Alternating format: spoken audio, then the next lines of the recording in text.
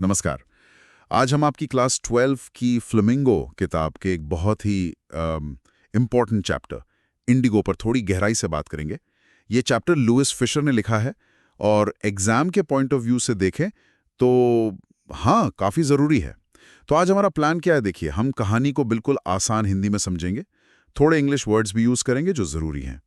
Exam के लिए जो खास बातें हैं, इवेंट्स, थीम्स, कैरेक्टर्स, उन पर फोकस रहेगा और हाँ, कुछ बढ़िया एग्जाम टिप्स भी देंगे आखिर में। तो चलें शुरू करते हैं। बिल्कुल। और देखिए ये चैप्टर सिर्फ एक कहानी नहीं है। असल में ये गांधी जी के भारत में पहले बड़े आंदोलन की कहानी है। और ये दिखाता है कि गांधी जी एक लीडर के तौर पर कैसे सामने आए, कैसे एक बिल्कुल लोकल स्थानीय मुद्दा नेशनल इंपॉर्टेंस का बन गया। ये समझना बड़ा इंटरेस्टिंग है। हाँ, तो कहानी शुरू होती है राजकुमार शुक्ला से। चंपारण के एक किसान, मतलब देखने में साधारण पर इरादे के बहुत पक्के थे वो गांधी जी से मिलने लखनऊ कांग्रेस सेशन में गए थे चंपारण की प्रॉब्लम बताने। प्रॉब्लम क्या थी?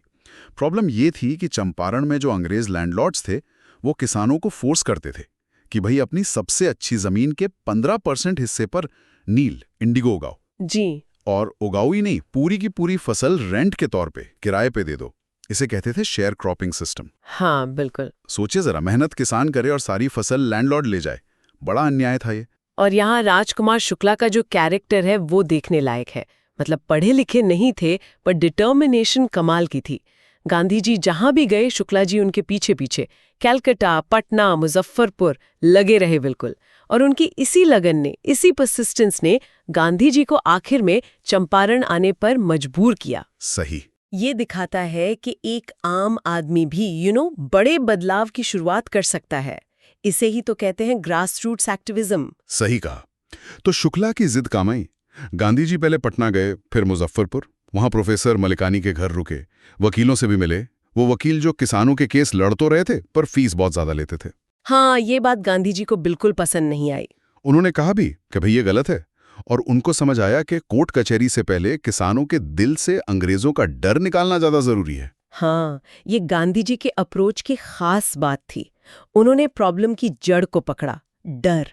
उनका मानना था कि असली आजादी तो डर से आजादी है। फिर गांधी जी पहुंचे चंपारण और वहां जाते ही किसानों से मिलना, जानकारी इकट्ठा करना शुरू कर दिया। पर अंग्रेज अधिकारियों को यह बिल्कुल अच्छा नहीं लगा। तिरहुत डिवीजन के ब्रिटिश कमिश्नर ने तो धमकाया भी उन्हें जी। और एक ऑफिशियल नोटिस दे दिया कि भाई तुरंत चंपारण छोड़ो। हाँ, वो मोमेंट। बिल्कुल, यही वो मोमेंट आता है जो हिस्ट्री बन गया। गांधी जी ने उस नोटिस पर साफ लिखा कि वो ये ऑर्डर नहीं मानेंगे। उन्होंने कहा मैं नहीं जाऊंगा। ये था भारत में गांधी जी का पहला सविनय अवज्ञा, सिविल डिसोबीडियंस। हाँ। सोचिए, उस टाइम पे ब्रिटिश हुकूमत के अफसर को सीधे मना कर देना, कितनी हिम्मत चाहिए थी इसके लिए। बिल्कुल, सविनय अवज्ञा, सिविल डिसोबीडियंस, मतलब बहुत विनम्रता से, पोलाइटली, लेकिन दृढ़ता से किसी गलत कानून को मानने से इनकार कर देना। ये गांधी जी का सबसे पावरफुल टूल था। ये ब्रिटिश सत्ता को सीधी चुनौती थी, मगर इसमें कोई हिंसा नहीं थी, कोई नफरत नहीं। इसने दुनिया को दिखाया कि सच और अहिंसा, ट्रूथ एंड नॉन वायलेंस में असली ताकत होती है। ये सिर्फ एक इनकार नहीं था, ये अन्याय के खिलाफ एक नैतिक स्टैंड था। फिर इस अवज्ञा के बाद उनको अगले दिन कोर्ट में हाजिर होने का समन मिल गया। रात भर गांधी जी ने तैयारी की। राजेंद्र प्रसाद और दूसरे बड़े नेताओं को तार भेजे कि भाई मदद के लिए पहुंचो। और सुबह जब वो कोर्ट पहुंचे तो क्या देखा? हजारों किसान कोर्ट के बाहर जमा थे। जी हाँ। वो सब गांधी जी के सपोर्ट में आ गए थे। ये पहली बार था जब चंपारण के किसान इतने बेखौफ होकर अंग्रेजों के सामने खड़े थे। और ये जो भीड़ जमा हुई ना जी। ये अपने आप में एक जीत थी। इसने अंग्रेज अधिकारियों को एकदम हिला दिया। उन्हें समझ आ गया कि अब गांधी जी को और इन किसानों को हल्के में नहीं ले सकते। हाँ। नतीजा ये हुआ कि जज को सुनवाई टालनी पड़ी। गांधी जी को बिना जमानत के रिहा कर दिया गया और कुछ दिन बाद तो वो केस ही वापस ले लिया गया। ये सिविल डिसोबीडियंस की पहली क्लियर विक्ट्री थी। इसके बाद तो गांधी जी और उनके साथी वकीलों ने, जिनमें राजेंद्र प्रसाद, बृज किशोर बाबू जैसे लोग थे, काम और तेज कर दिया। उन्होंने करीब करीब 10,000 किसानों के बयान लिए, उनकी गवाहियां दर्ज की। हाँ। किसने कितना लगान दिया, किसके साथ क्या बुरा बर्ताव हुआ, सब कुछ नोट किया गया। एक तरह से अन्याय का पूरा डॉक्यूमेंटेशन तैयार कर लिया। और यही गांधी जी की जो मेथोडोलॉजी है, जो काम करने का तरीका है, वो साफ दिखता है।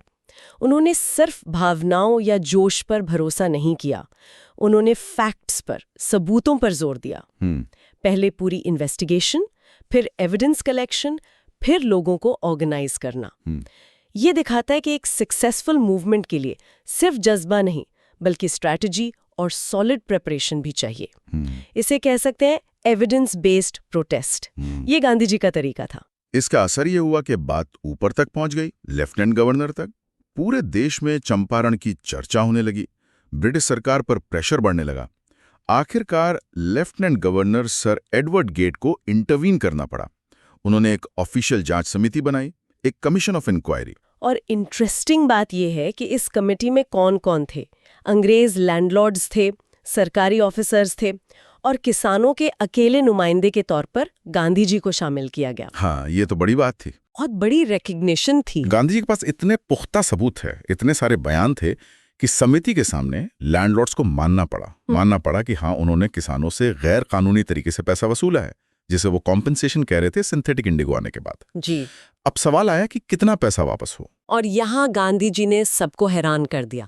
उन्होंने कहा कि पूरा पैसा नहीं चाहिए, वो सिर्फ 25% वापसी पर मान गए। हाँ, कई लोग चौंके कि भाई गांधी जी ने 100% क्यों नहीं मांगा, जब गलती मान ली है तो पूरा पैसा दो। लेकिन यहाँ गांधी जी की दूर की सोच देखिए। उनके लिए पैसे से ज्यादा जरूरी था लैंडलॉर्ड्स का मान मर्दन करना, उनका अहंकार तोड़ना। अच्छा, 25% वापस करने का मतलब था कि लैंडलॉर्ड्स अपनी गलती पब्लिकली मान रहे थे, अपनी हार स्वीकार कर रहे थे। ये किसानों के लिए एक बहुत बड़ी मॉरल विक्ट्री थी, एक सिंबॉलिक जीत। उन्हें पहली बार ये एहसास हुआ कि उनके भी राइट्स हैं, वो भी लड़ सकते हैं और जीत सकते हैं। ये किसानों के एम्पावरमेंट की शुरुआत थी। बिल्कुल सही। और इसका असर भी हुआ। कुछ ही सालों में ब्रिटिश लैंडलॉर्ड्स अपनी जमीनें छोड़कर चले गए और इंडिगो शेयर क्रॉपिंग का जो सिस्टम था वो हमेशा के लिए खत्म हो गया। चंपारण के किसानों को उस अन्याय से मुक्ति मिल गई।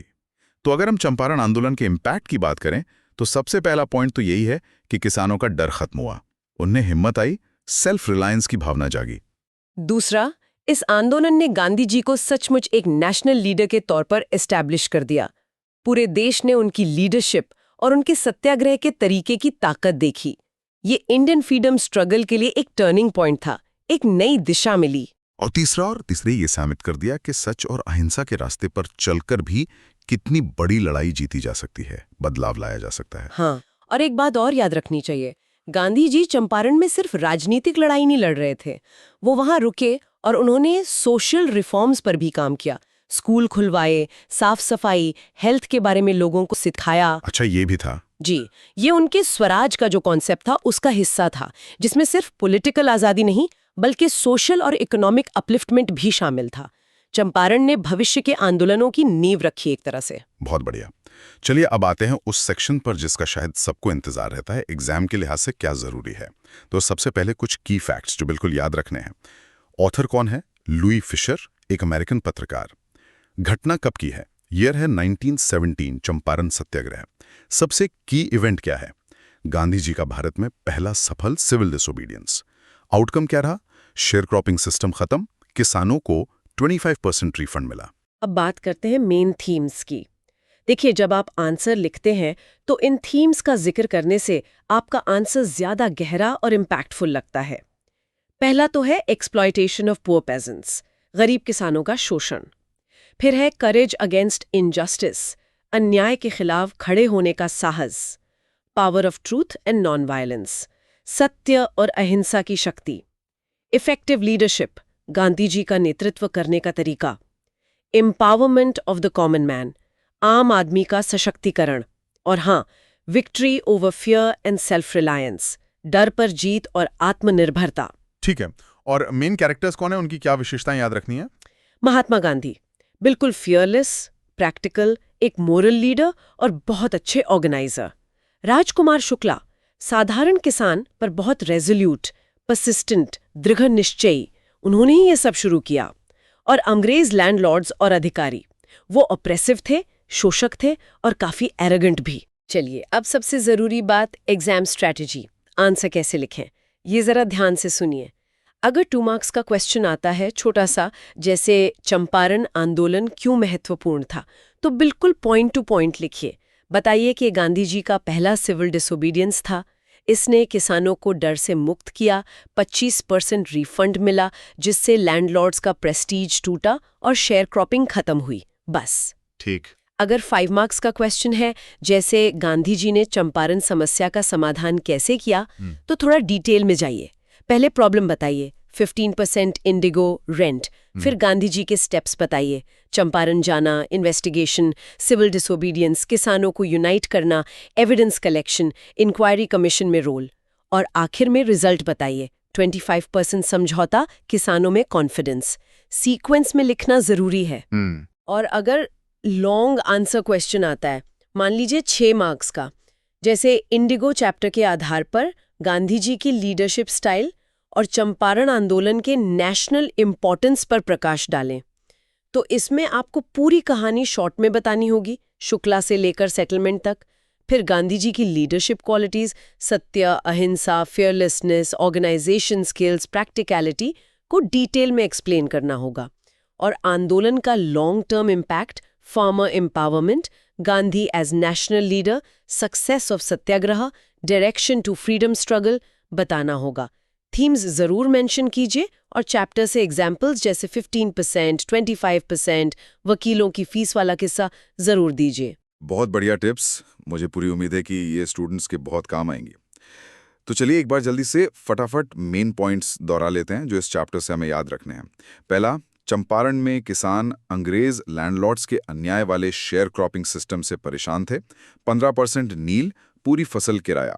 दूसरा, राजकुमार शुक्ला की परसिस्टेंस गांधी जी को चंपारण लेकर आई। तीसरा, गांधी जी ने अंग्रेजों का चंपारण छोड़ने का ऑर्डर मानने से मना किया। ये था पहला सिविल डिसोबीडियंस। चौथा, गांधी जी ने फैक्ट्स और एविडेंस के बेस पर किसानों को ऑर्गेनाइज किया, उन्हें निडर बनाया। पांचवां, जांच समिति बनी जिसमें गांधी जी किसानों के अकेले रिप्रेजेंटेटिव थे। छठा, 25% रिफंड पर समझौता हुआ, ये किसानों की मॉरल विक्ट्री थी और लैंडलॉर्ड्स के पतन की शुरुआत। और सातवां, इस आंदोलन ने किसानों को एम्पावर किया, गांधी जी को नेशनल लीडर बनाया और सत्याग्रह की ताकत साबित की। तो दोस्तों, ये थी हमारी कोशिश इंडिगो चैप्टर को आपके लिए बिल्कुल आसान बनाने की, खास तौर पर एग्जाम्स को ध्यान में रखते हुए। उम्मीद है इस पूरी बातचीत से आपको चैप्टर समझने में और एग्जाम की तैयारी करने में काफी मदद मिलेगी। अपना कॉन्फिडेंस बनाए रखें और मेहनत करते रहें। All the best. और हाँ, जाते जाते बस एक सवाल आपके सोचने के लिए छोड़ जाते हैं। गांधी जी ने चंपारण में जिन तरीकों का इस्तेमाल किया, सत्य, अहिंसा, सविनय अवज्ञा, फैक्ट्स पर आधारित विरोध, क्या आपको लगता है कि वो तरीके आज भी हमारे समाज में जो अन्याय है, जो दूसरी समस्याएं हैं, उनसे लड़ने के लिए उतनी ही रेलेवेंट और ज़रूरी हैं? इस पर सोचिएगा ज़रूर।